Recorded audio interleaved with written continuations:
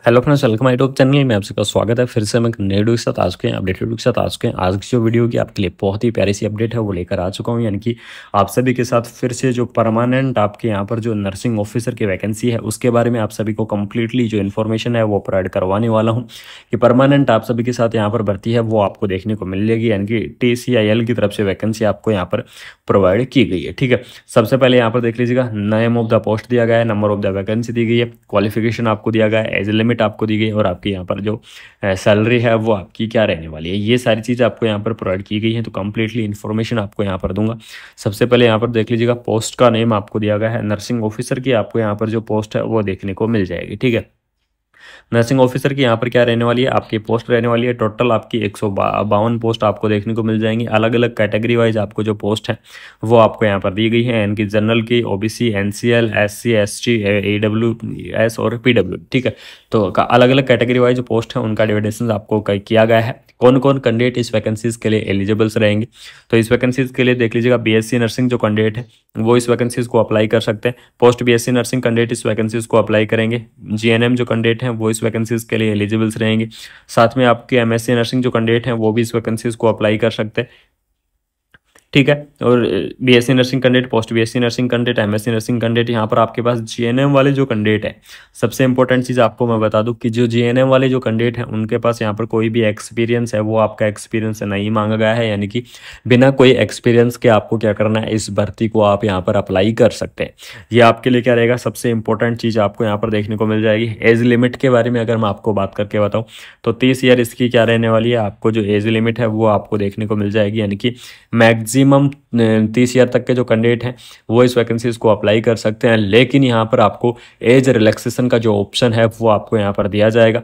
यहाँ पर आपकी जो सैलरी की अगर मैं बात करूँ तो 67,350 रुपये के हिसाब से आपको पर मंथ के हिसाब से जो सैलरी है वो आपको यहाँ पर पे करनी होगी। तो सैलरी आपकी यहाँ पर बहुत ही अच्छी खासी रहेगी, नो डाउट आपकी सैलरी बहुत ही अच्छी रहने वाली है। साथ में एज रिलैक्सेशन के बारे में थोड़ी सी यहाँ पर चर्चा कर लेते हैं इस वैकेंसीज के लिए कि आपको जो एज रिलैक्सेशन है वो अलग अलग कैटेगरी वाइज आपका कितना रहने वाला है। तो यहाँ पर देख लीजिएगा, आपको जो OBC कैटेगरी है, OBC कैटेगरी के लिए आपको 3 ईयर का जो एज रिलैक्सेशन है वो आपको यहाँ पर देखने को मिल जाएगा। उसके बाद में आप बात करेंगे SC और ST कैटेगरी के बारे में, तो SC और ST कैटेगरी के लिए आपको 5 ईयर का एज रिलैक्सेशन आपको देखने को मिलेगा। उसके बाद में बात करेंगे PWD कैटेगरी के लिए, तो PWD कैटेगरी के लिए आपको यहाँ पर जो रिलैक्सेशन है वो आपको 10 ईयर का जो रिलैक्सेशन है वो आपको यहाँ पर देखने को मिल जाएगा। ठीक है, उसके बाद में हम यहाँ पर नेक्स्ट बात करेंगे लैब टेक्नीशियंस की जो पोस्ट है वो आपको यहाँ पर दी गई है। तो लैब टेक्नीशियंस की पोस्ट के लिए आपको यहाँ पर जो नेक्स्ट पोस्ट आपको अवेलेबल कराएगी, जो लैब टेक्नीशियंस की पोस्ट है वो आपको यहाँ पर दी गई है। लैब टेक्नीशियंस की पोस्ट के लिए जिसके अंदर जो PMLT वाली जो कैंडिडेट है वो इस वैकेंसीज के लिए एलिजिबल्स रहेंगे, और जो DMLT वाली जो कैंडिडेट है वो इस वैकेंसीज को क्या कर सकते हैं, यहाँ पर आप अप्लाई कर सकते हैं। ठीक है, यानी कि BMLT और DMLT वाले जो कैंडिडेट है वो वैकेंसीज को अप्लाई करेंगे। एज लिमिट की अगर मैं यहाँ पर बात करूँ तो एज लिमिट आपको 27 यानी कि 27 ईयर आपको यहाँ पर जो एज लिमिट है वो आपको देखने को मिल जाएगी। 27 ईयर तक के जो कैंडिडेट हैं वो इस वैकेंसीज को यहाँ पर अप्लाई कर सकते हैं।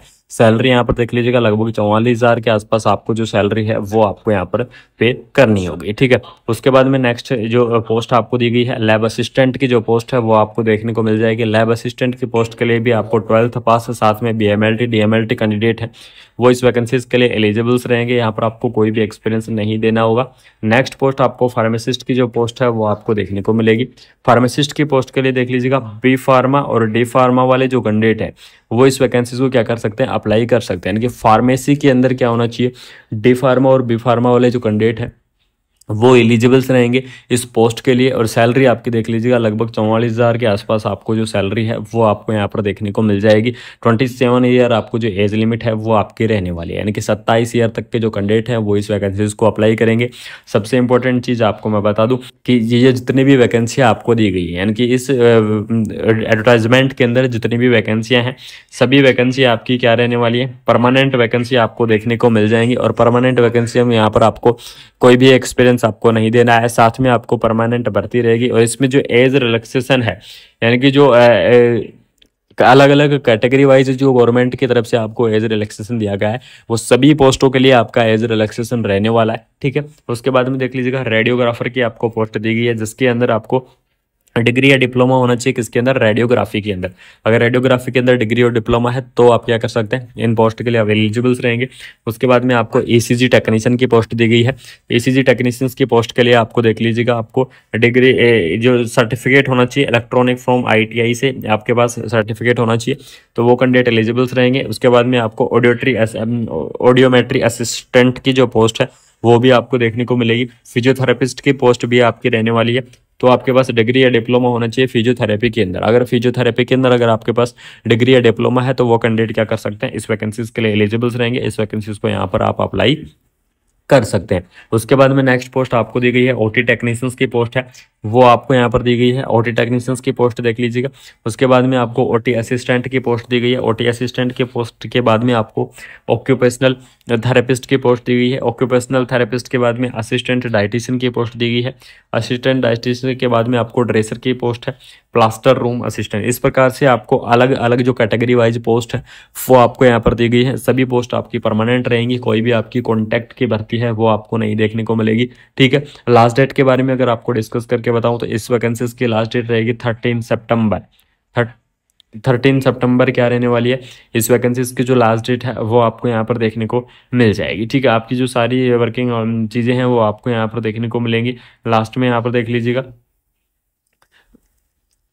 किस प्रकार से आपको इस वैकेंसीज को अप्लाई करना है। तो candidate will be required to apply the online on the TCIL official website, यानी कि टीसीआईएल की जो ऑफिशियल वेबसाइट है उस ऑफिशियल वेबसाइट से आपके जो एप्लीकेशन फॉर्म है वो आपके यहाँ पर भरे जाएंगे। ऑफिशियल वेबसाइट की अगर मैं बात करूँ तो www.tcil.nat.in क्या है, इसकी ऑफिशियल वेबसाइट आपको देखने को मिलेगी। ठीक है, आपके सभी चीज़ें हैं वो आपको इसकी ऑफिशियल वेबसाइट से ही देखने को मिलेंगे। आपके इस वैकेंसी से रिलेटेड आपके जितनी भी अपडेट है सभी आपको इसको ऑफिशियल वेबसाइट से देखने को मिलेंगी।